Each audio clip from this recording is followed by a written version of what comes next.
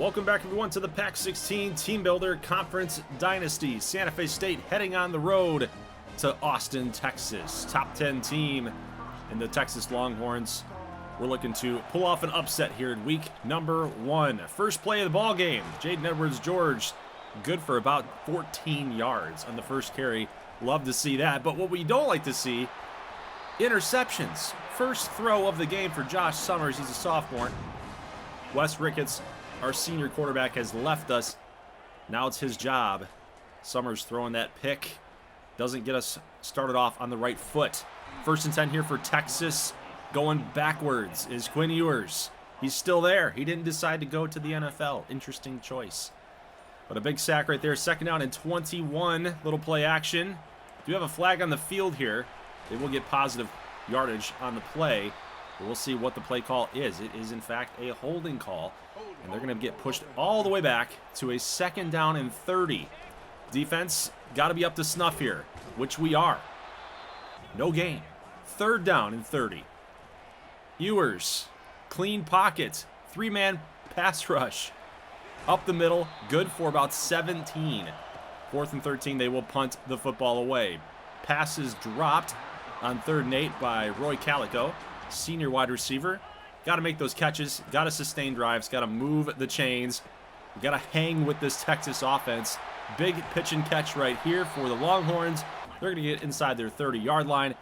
They're going to jump all the way here to the next couple of plays here. They're second down in inches. They'll pick up the first down. We're going to jump down to 3rd and goal and a stop. A stop on defense down at the 1. 4th and goal. Texas looks like they're going to go for it here. They want to be aggressive. They don't respect us whatsoever. We need a big-time play. They're going to hand it off. We got the pressure. We got the stop. But it's also a smart play call for Texas because now the Roadrunners are inside their own 5-yard line. We got to get a first down here. Summers feeling the pressure. Could have been a safety, but they're a little generous. The referees are a little generous here. It is 3rd down and 11 at the 1-yard line. We're going to hand it off here to JEG, who got some forward progress, apparently not in the end zone there for another safety call. So back-to-back plays for the Roadrunners offense, not looking too hot right now. They're not looking very good. So we jump here to Texas's next possession. They'll drive all the way down the field. They will get a touchdown. 7-0 here in the second quarter. It's been a tight ball game here. Tightly contested game. Lee Brubaker. Wow, good run right there to the left side. First down and 10 at the 14-yard line. Of course, that Texas stadium. Oof, it's tough. It's tough to know what play we're running. But nice pitch and catch there. Touchdown to Scott Morehouse, the tight end. Read and react, man. Read and react on those defenders. 7-7 all. Big sack right there. Gregory Bryan getting in on the pressure. Quinn Ewers going down. 3rd down and 14. And we got jump. Who jumped? It's an offsides call. Unbelievable, man. We get a big sack on that guy, and now we give him extra yards. 5 extra yards. 3rd down and 9. 3rd and manageable pretty much, but we've got pressure on Ewers. More pressure put on by Gregory Bryan. He's just a beast. So we'll get the next possession here. 2nd and 10 turns to 3rd and 21 after a big sack. Ouch. Trey Moore knocking down Josh Summers. 3rd and 21. And another sack. We can't get rid of the football. We can't get away from the pressure. We can't get blocks on this D-line. This very aggressive D-line for the Longhorns. 2nd down and 6. Pass is completed, and I don't know how. Missed tackle here on the left side. They're going to get down at the 1-yard line. Foot just caught the out-of-bounds marker. And here we go. 1st down and goal at the 1. Ewers dropping back. We thought it was going to be a run call. We put the pressure on. Nobody's in coverage. Touchdown Longhorns. It is 14-7. Let's start the 3rd quarter here. Texas with possession. Very first play of the quarter. Down the 30, the 20, the 10-5. Touchdown Texas. Huge run putting the Longhorns up by 14. Not a good spot to be in. We have not been able to get it going here on offense. It's been a struggle. 3rd down and 4. Summers, pass, completed to DK Horn, but a little bit short. And at this point, guys, I don't like the field position, but we have to keep pace. We have to keep up with this Texas offense. 4th down and 2. Pass, incomplete. just out of reach of DK Horn. He had to get off the ground. He had to leap for that. And it was still out of reach for the wide receiver. Here's another run play. Left side, touchdown again for Texas. Just bulldozing his way through our defenders. It's brutal right now, guys. 28-7. We just got to make something happen. Here's a deep bomb to the left sideline. It's caught by Roy Calico. Hit, but over the goal line. Touchdown, Santa Fe State. It's not over. We still got a long way to go here. Down by 14 points. 3rd and 10. Gregory Bryant gets another sack on Ewers. He's had his number. And watch, as he gets up, he pushes him around a little bit. I love that, man. I love the intensity from Gregory Bryant. So 14-point game. Summers, another deep bomb. The speedster on the right sideline. That is J.D. Weeks. Touchdown, Santa Fe State. Only down by a touchdown. Let's go. Let's go. Get our defense moving here. 3rd down and 6. Ewers, more pressure. Here comes Gregory. Bryan can't get the sack. Man stays in bounds. He's down the 10. The 5. Touchdown, Texas. What? How did he not go out of bounds? On further replay, take a look. The body control. He, in fact, was not out of bounds. We don't challenge it. We thought about it. Elected not to do it. So it's now a 14-point game again. And quite honestly, I have no idea what pass play we're running here. But Summers got to trust it. He fires it deep to J.D. Weeks again. What a route. What a timing throw by Josh Summers. We get the touchdown back. It's now back to a 7-point game. 3rd down and 4. Ewers, pass completed. Big hit. Fumble. Get on it, guys. Here we go. Little return after the fumble down to about the 43-yard line. Big time hit by Niles Copeland, the senior. Take one more look at it. We had Russell Granger in on the low hit, but Copeland came in and got the football knocked loose. So Santa Fe State, next possession, 1st and 10, and Josh Summers, the very next play, fumbles it. There was nobody open. He had to make something happen. He's trying to run around, pick up some positive yards. Don't take the sack. We tried to slide, but it's a fumble. Unbelievable.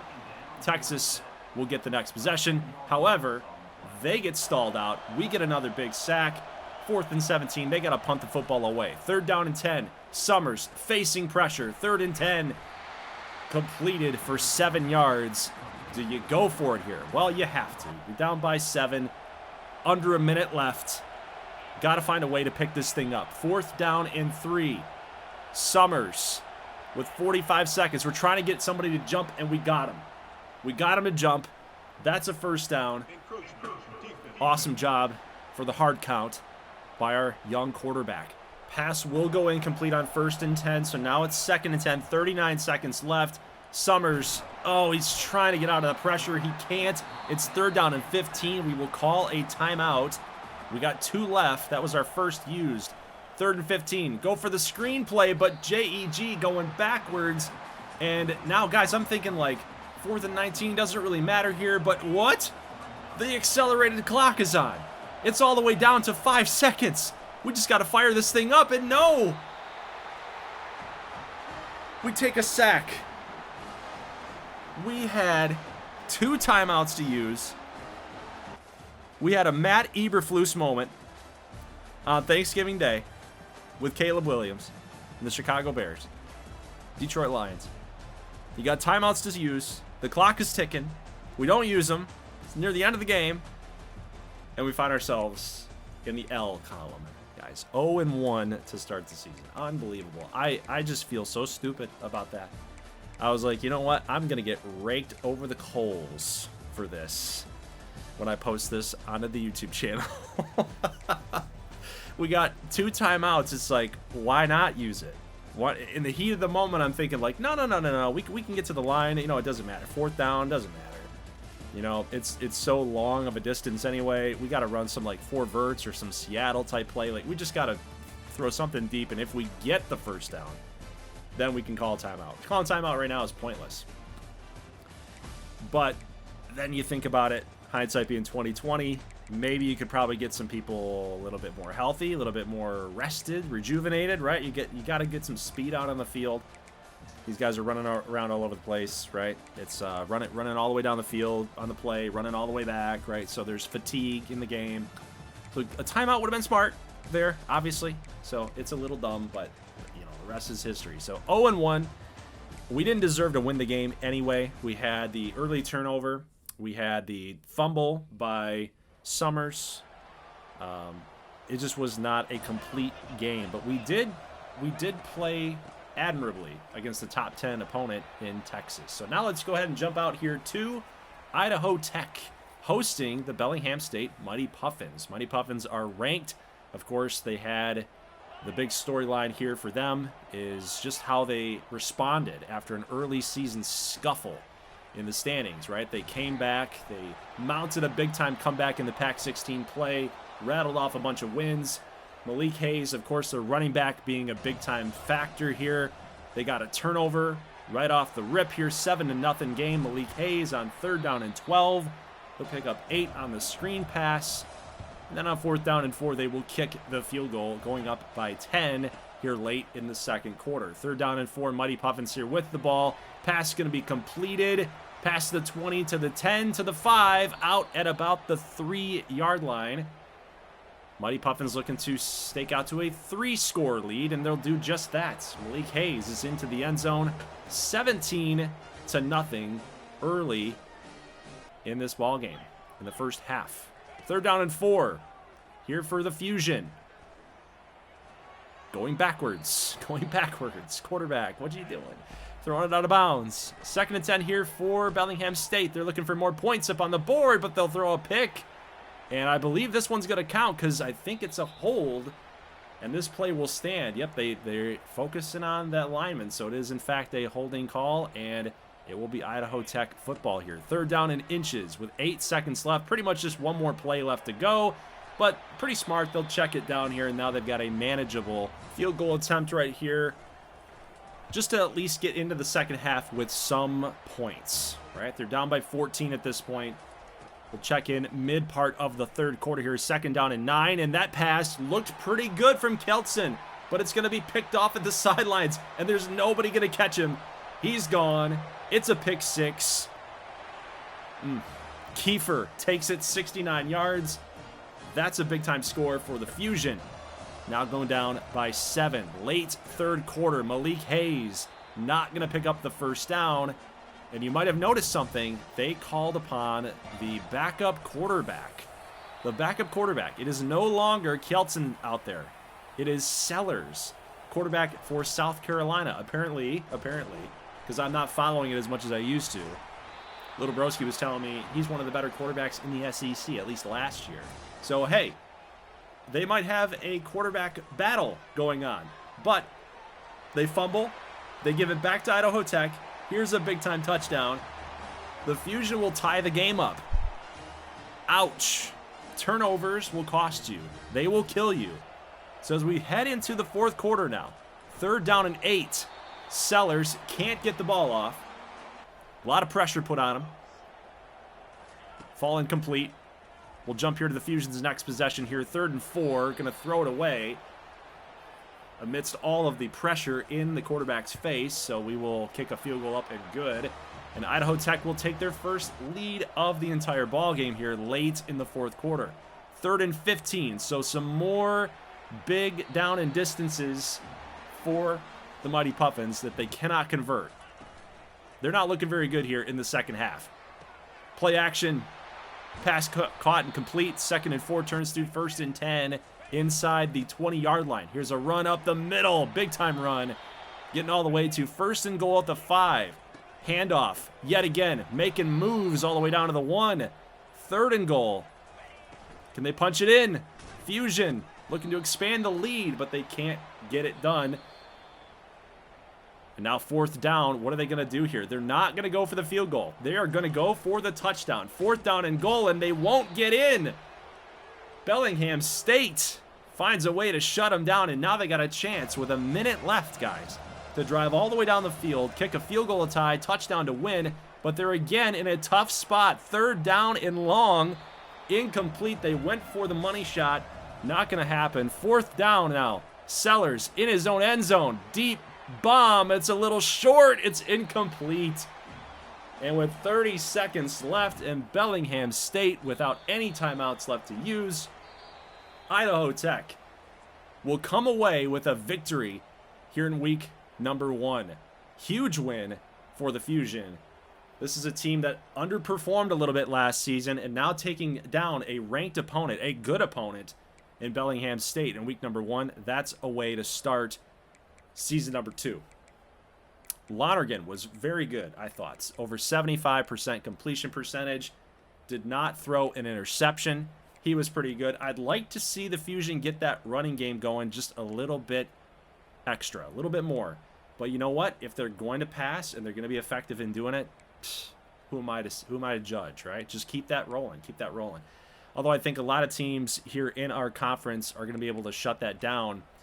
Bellingham State did that for quite a while, but in the second half, their offense just completely just laid an egg. Like they didn't score. They were held scoreless in the entire second half. So I think that loss is totally on Bellingham State more than it is the fact that Idaho Tech came in and they won the game, right? So Sellers would only go 4 of 11. So he was not very effective at all. In fact, a 2-yard average per throw. So that was an interesting decision. I think that Tom, the user here for Bellingham State, has gotten so tired of Case Kelson. He kind of forced the issue, right? 1 interception. He was on a short leash. 1 interception thrown, 1 pick 6, and he was just done. He was toast. So it remains to be a storyline here as we head into the next few weeks of Pac-16 play.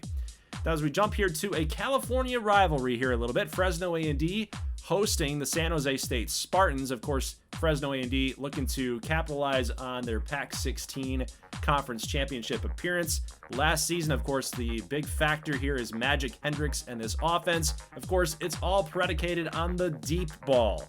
This is what they love to do. They're already up 7-0 here. 2nd down and 14. They do find themselves in these tough spots often because Magic does hold on to the ball. They love throwing those deep bombs. Sometimes you take sacks. Sometimes you take big losses. But that's a big-time catch, big-time touchdown there. 14-0 here early. And that's a huge sack, pushing San Jose State to 4th and 17. Of course, they will punt the ball away. Fresno A&D looking for another touchdown, looking for another score. They're going to get dropped a little bit short at the 2-yard line, but you know that they love to be aggressive here. 4th down and goal. Magic rolling out to the left. He's got himself a touchdown, but we do have a flag on the field. And I think once they get pushed back all the way here, they will kick the field goal. In fact, they do. So 17-0. 3rd and 4 now for the Spartans. They're going to fire this thing up, and it is incomplete. Good job just batting it down. Basically, a punt might have been a little shorter here, right? Well, 1st down and 5. Next possession here for Fresno A&D, and the transfer, Idaho with a big touchdown. That's his 2nd of the game. This dude's going off from Stanford. That's transfer from Stanford. He loves his California schools, apparently. He didn't want to leave the state. 3rd down and 10, going to be 4th and 12. And San Jose State having to give back the football to the Artists. Look at, they are not stopping. It's Idaho again. 3 touchdowns in the first half. This dude is going off, and I think he's in for a big season. 5 catches for 187 and 3 touchdowns across 7 total targets. Yeah, I'd say that Magic Hendricks has a new weapon. He's got a new favorite target. He's going to him again. 1st down and 10, another contested grab. But Idaho is there to make the catch. It's getting insane. It's getting ridiculous. And then they're going to go with the Wildcat here. And that's a touchdown for Bradshaw. This is just not even fair. It's like the Artist Revenge Tour, guys. 38-0. Are you kidding me? Here is Stacy making moves. He's gone. Another touchdown for the Fresno A&D Artists. 45-0, guys. 45-0. That'll be your final score. Both quarterbacks did throw an interception here late in the fourth quarter. I didn't decide to show that. It was kind of pointless. It didn't have any impact on the rest of the game. But yeah, look at the numbers here for Aya Manor. 8 catches, 301, and 3 touchdowns. Looking this up on Wikipedia, he would be actually, with that performance, right behind Andy Isabella. Actually tied with Chris Daniels from 1999 for Purdue. And just ahead of Adarius Bowman with 300 yards in 2006. So pretty much 25th all-time as far as yards are concerned across the NCAA. So that's a big-time performance, man. What a way to make your appearance, your entrance into this series. A.O. Manor might be a really good receiver here for Fresno A&D. Maybe it was a little flash in the pan. Didn't really use Sport Bilico a whole lot here. 4 catches for 40 plus. It's going to be an interesting storyline to watch, to see just how Fresno A&D is going to kind of timeshare that a little bit. I'm sure that Sport, being the custom player, being the actual guy here that's watching this series, right? He wants to get involved a little bit more in this offense versus, you know, does A.O. Manor, does he even watch the series? Probably not. He probably doesn't even know how he's doing here. Does he know that he transferred from Stanford to Fresno A&D? Because he made the right decision. He wants to go into artistry, right? He wants to be the next Picasso, right? It's better than playing for a Stanford Cardinal. It's better than playing for a tree. Let's just put it that way. All right, next matchup, Pac-16 Clash. We've had 2 of these so far tonight. Of course, Bellingham State and Idaho Tech. Now we get Northern Utah and LA Metro. Probably the biggest game for the conference here in week number 1. What a way to get it started for both of these squads. Of course, Northern Utah looking to be a much improved roster, much improved team, but oh no. Things were looking good here on the first drive for Northern Utah, but ouch. Another pick from Novak, and it's a throw that should not have been made. 3rd down and 6 for the Dynamos. Here is a sack. Rocky Adkins cannot get rid of the football. That's a great job on defense by the Golden Swarm. So the Dynamos will have to kick a field goal. 3 points up, 3 points good. 3rd down and 7. Pass. Caught. Somehow caught. Cutting to the left side of the field. Going to pick up that 1st down and more. 3rd down and 1. Novak trying to escape the pressure, rolling back, and just firing this ball incomplete. Smart decision. You take a sack, then you got to go for the field goal here in 4th down. But they're going to like to go for this 4th down and 1, and they will not get it. Maybe going for the tie there probably would have been the best decision, but it is what it is. It is still a 3-0 game here. The Dynamos up on top, and then we've got really nice moves down the numbers. The 10, the 5, down to about the 2-yard line. Great rush right there for the Dynamos. 1st down and goal, and the touchdown, the diving touchdown. LA Metro. Running back Brent makes it a 2-score game, 10-0. 3rd down and 2. Novak from the midfield logo completely overthrows his target. And you know what? I don't really blame him. Receiver ran into a defensive back, and for whatever reason, there was no call. There was no call. And then we're going to give up a touchdown here. 2nd and 10. Big-time bomb out to the left. LA Metro now on top, 17-0. It's becoming blowout territory. And of course, this is a very, very tough opponent. LA Metro looking for their revenge. They didn't get into the Pac-16 Conference Championship game last season. They actually lost to Fresno A&D, and it was a blowout game. The Artists really took it to them, and that's pretty much what cost them a conference championship appearance. So you know that they're out for blood this season. Washington Montague with a score. It's 24-0.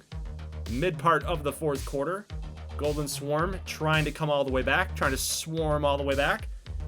They'll get a touchdown here. Go for 2 points. Make it a 16-point game. But Novak will get stopped short. And instead it is now an 18-point game. These points, they matter. They matter. 3rd down and long. Atkins, not sure what's going on here. What are we doing? Hand the ball off. If you're dead set on running the ball, hand the ball off to somebody that you know is going to be able to control it, to to secure it, right? Look at this timing route. That's a good read. Maybe we're starting to see Novak starting to get it here a little bit. 2nd and 12, pass, somehow caught. No idea how. There were so many LA Metro defenders there, somehow caught. 3rd down and goal from the 1. Pass will be deflected. Now it's 4th down and goal, and a little play action. Whoa, and a dive in the end zone. It's caught. Touchdown, Golden Swarm. Okay, all right, little trickery right there. They thought that they were going to sell out for the run, and they did, in fact, do just that. So Caleb Jovanovic with the touchdown catch, and they will go for the extra points, making it an 11-point game, 24-13. That's a big stop right there for Northern Utah. 3rd down and 14. Got to get a stop right here. Don't lose him. Good job. Good job. All right, call timeout. They got 1 left, guys. 1st down and 10, 51 seconds left to go. Novak, pass completed down the midfield logo, past the 50. 2nd and 10 to the sidelines. Beautiful throw, beautiful catch. 3rd and 10, Novak, pass is caught. They're in the end zone, touchdown, but penalty flag on the field. It's a holding call. It's coming back.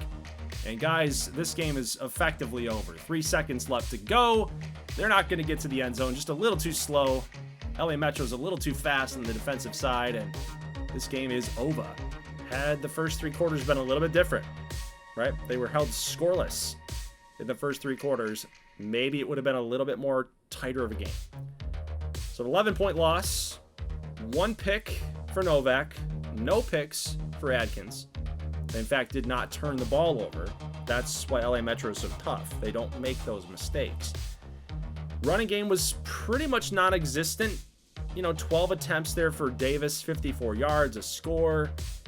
And I don't really blame them for that. The game was getting out of hand, down 24-0 through 3 quarters, right? You got to do what you got to do to get back in the football game. So Northern Utah, they did what they had to do. And maybe that's a sign of things to come. Maybe they are going to have to embrace the fact that they're going to have to throw the football. Maybe the defense is a little suspect this year. There were a couple of moments there in the secondary where guys were a little bit out of position. LA Metro had a couple of big throws. Maybe that's going to be a story. Maybe. We'll have to see how this is all going to play out. It's just 1 week. Just 1 week. Try not to overanalyze. Try not to overthink it a little bit too much. But look at what LA Metro is doing here with Brent, the new running back. They lost Friday Mutton to the NFL draft. He was a big-time player for them, running the football. Now they get this guy, Brent. He comes in here, and he's doing just the same thing that Friday Mutton did. Maybe it's a system thing. Maybe this is just what LA Metro does. Maybe Friday's really not that good in the NFL. Maybe we got one of those situations. It's the system, not so much the player. So week number 1 is in the books, guys. And as we go ahead and simulate to week number 2, Gregory Bryan wins your National Player of the Week and your Pac-16 Defensive Player of the Week. We also got A.O. Manure winning that award as well, since you award it to 2 players, 1 defensive player, 1 offensive player. And since they both won national recognition, I'm assuming that they both won conference recognition as well. So how did your picks do, guys? Honolulu College gets a win. Colorado A&T upsets Penn State. Temple will fight hard, but they will lose by a touchdown to Multnomah. Sonoma State somehow gets a win over Stanford. I thought that was going to be totally reversed. I thought Stanford was going to blow them out, but Sedona State, Trip Ferris, their quarterback, their young guy, found a way to get that thing done. And North Pole loses to UMR. We'll cover that game with some box scores here in just a moment, but you see how Elijah Spears is really coming into this role as QB1. He's so underrated, man. He's so underrated. Just watch out for Elijah Spears, guys, in Colorado A&T. The Sonics didn't get a lot of love last season, but I'm thinking they might be a little bit of a dark horse team. Now, you look at Eric Cutler, the 74 overall athlete that turned into a quarterback. He leads OMI to their first victory, and they actually utilized Herman Granger, their running back. He caught the ball a little bit. He ran the ball effectively. He did his job. He did it well. So you know, maybe they got something cooking now with the youth movement there for the Commando Ferrets. Good victory there for Albuquerque. Of course, they hosted Arizona.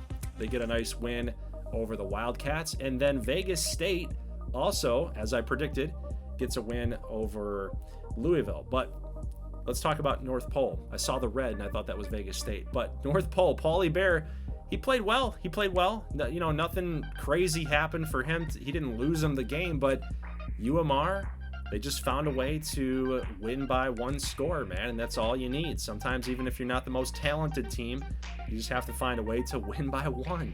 That's all that matters. That's all that matters. It doesn't matter if you have one ass cheek and three toes, as Dan Campbell liked to say in some of his pep talks.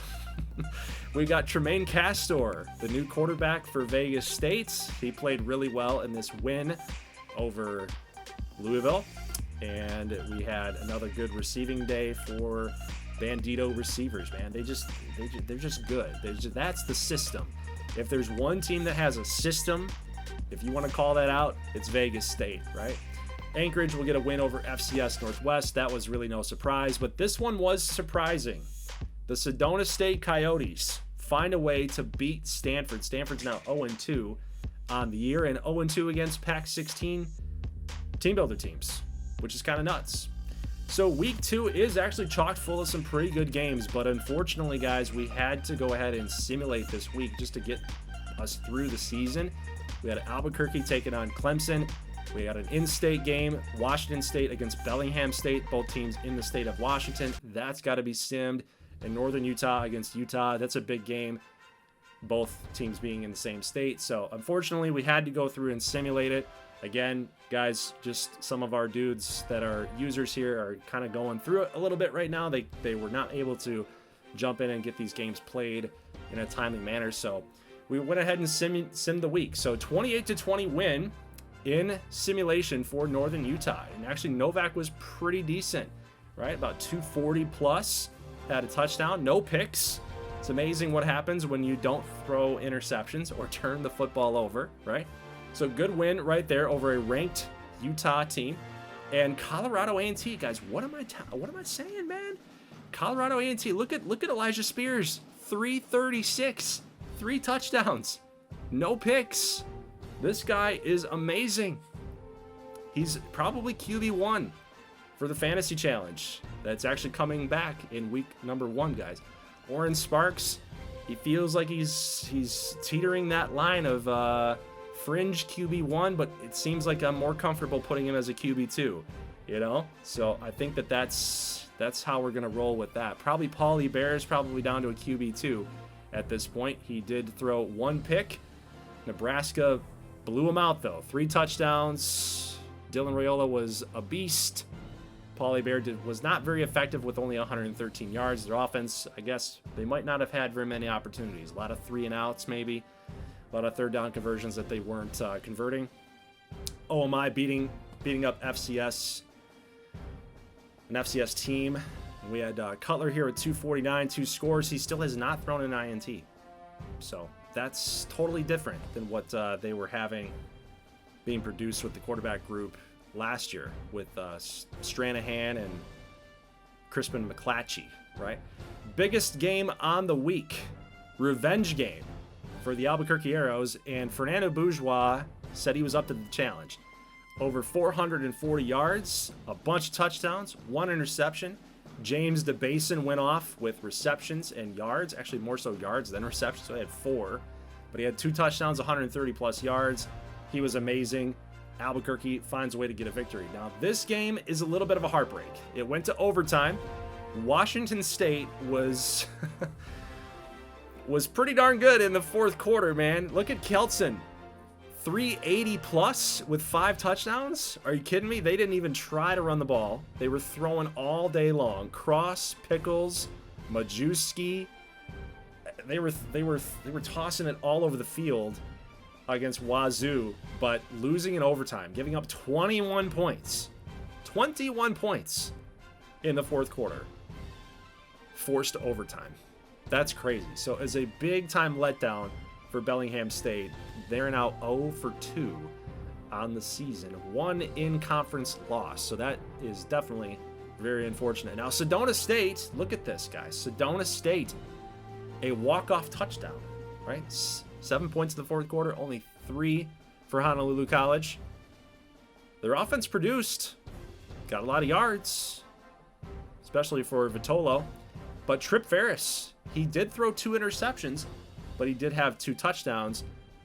And you know what? This Sedona State offense, the Sedona State team might not be as bad as some people might think, including myself. So I think we might need to give them a little bit extra credit.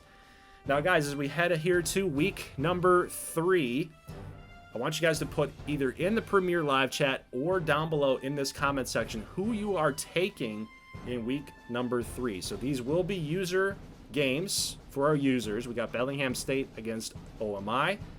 We've also got Albuquerque hosting Multnomah State, Fresno A&D heading out to UCLA, and Santa Fe State hosting an out-of-conference matchup with Liberty. Now, Caden Salter is still there at Liberty, so that is something to consider if you are thinking maybe Liberty comes to our place and gets a dub. But matchups-wise, here's who I'm taking. I'm probably taking UAB over North Pole. I will take Bellingham State. I'll take LA Metro over Texas. I wasn't completely too impressed with Texas and how they played against us. We only lost by a touchdown. And maybe had our calls been a little bit different, our game management been a little bit different, maybe we might have pulled off the upset. So I'll go LA Metro. I'll go Vegas State over Temple. I'll take Idaho Tech. I will take Mississippi State over Anchorage. I'll take Albuquerque. I'll take A&D. I'll take Sedona State. I'll take Santa Fe State over Liberty. I'll take Colorado A&T for sure with that offense over Middle Tennessee State. And I'll also take Utah. I realize that Utah just lost to Northern Utah, but I think they will get a victory over UMR. Even being on the road, I think they'll get a W. Now, the North Pole thing might be an upset in the making here. They're 0-2. Paulie Bear has played well. Maybe they find a way to go on the road and they beat UAB, but UAB's ranked right now. I'm not sure what's going on with that team, but apparently people like them and they're on the come up. So I'll take the pollsters in that one. I'll take the ranking. 16 UAB Blazers here with the W. So those are my picks. I think the big game to watch out for here is probably, as far as user gameplay goes, Albuquerque and Multnomah State. That's probably the biggest one as far as user gameplay goes. I think Fresno and UCLA, that's a California matchup, so you got some storylines there. But as far as like good team versus good team, good storylines here to focus on, it's that one. How is Oren Sparks going to bounce back with his play? He's been kind of mediocre. Of course, Albuquerque been playing really well with Fernando Bourgeois. That offense is something to behold. It's one of the best in the conference. But can the Orcas find a way to go on the road and maybe get a little comeback, right? Get a little revenge. Deuce Cook, after Oren Sparks was hurt, if you guys remember last season, threw a bunch of picks, but now they've got Sparks back there. They don't have to worry about the injuries. They don't have to worry about fatigue and wear and tear. They've got their full set of starters here early in the season. Maybe it's a different story. Maybe the Orcas find a way to get a win here. But probably the best matchup of the bunch is LA Metro and Texas. And unfortunately, again, I can't show you the game because I can't do CPU versus CPU. The game does not let me do it. So I'm anxious to see how that one's going to turn out in simulation. I'm anxious to see how OMI plays in gameplay against Bellingham State.